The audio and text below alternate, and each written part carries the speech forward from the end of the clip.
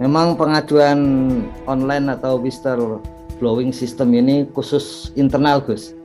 Tapi yang Ya. termasuk internal itu saat ini sudah meluas. Jadi tidak saja PNS, tapi seluruh pegawai. Kalau PNS kan sekitar 2.250-an di Kementerian Desa. Kemudian ada sekitar hampir 1.000 gitu. Itu pegawai tenaga pendukung.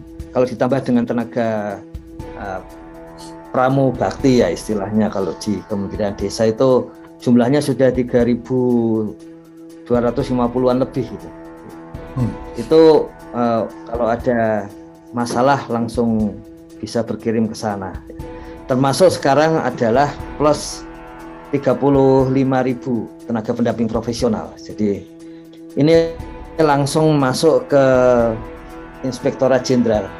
Kalau Pusdatin hanya bagian apa namanya itu teknisnya lah. Dan ya, dan sekarang dalam proses ini langsung terkoneksi ke KPK. Jadi sesuai kebijakan di Inspektorat Jenderal itu whistleblowing system itu terkoneksi ke KPK.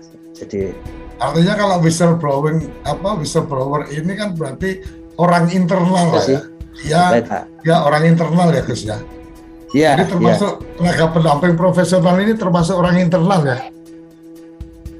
Ya, betul.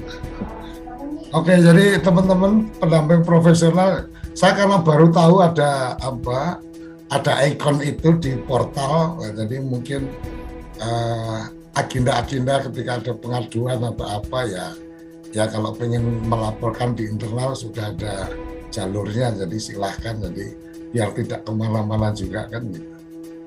Tadi soal whistleblowing system saya kira kemajuannya seperti itu karena memang sebetulnya itu sejak 2015 sudah ada, tapi kemudian waktu itu kemudian tidak berfungsi lagi dan sekarang difungsikan kembali. Saya kira itu hal yang bagus karena salah satu cara untuk segera maju memang harus terbuka. Dan ini ada buku ini Gus, ya tulisan kuno tapi masih sangat penting sampai saat ini dari filsuf dari Jerman ya, Immanuel Kant yang diindonesiakan. Ini untungnya sudah diindonesiakan dengan berbagai terjemahan gitu.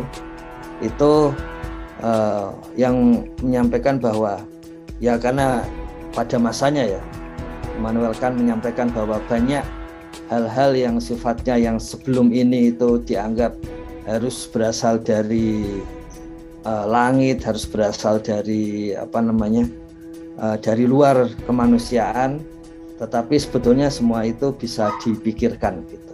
Dan salah satu yang penting adalah antara lain beliau Immanuel Kant menyampaikan bahwa sifat buruk manusia itu sebetulnya bisa diperbaiki oleh manusia sendiri.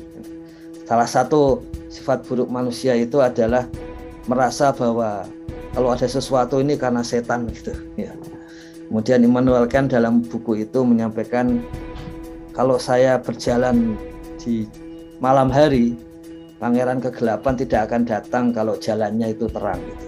Jadi itu yang kemudian menjadi salah satu argumen-argumen filosofis tentang anti korupsi, bahwa kalau jalannya itu terang artinya transparan, maka korupsinya juga akan menjadi hilang gitu. Jadi whistleblowing system itu bagian untuk membuat jalan menjadi terang karena transparan gitu, dan itu kemudian diharapkan supaya korupsi itu menjadi hilang, kalau tidak lebih kecil ya, tapi ya harusnya hilang lah, kecuali KPK-nya dan inspektoratnya aneh-aneh gitu. Kalau semuanya penyapunya itu sapunya bersih ya, KPK sama inspektorat bersih ya, whistleblowing system ini akan sangat berguna.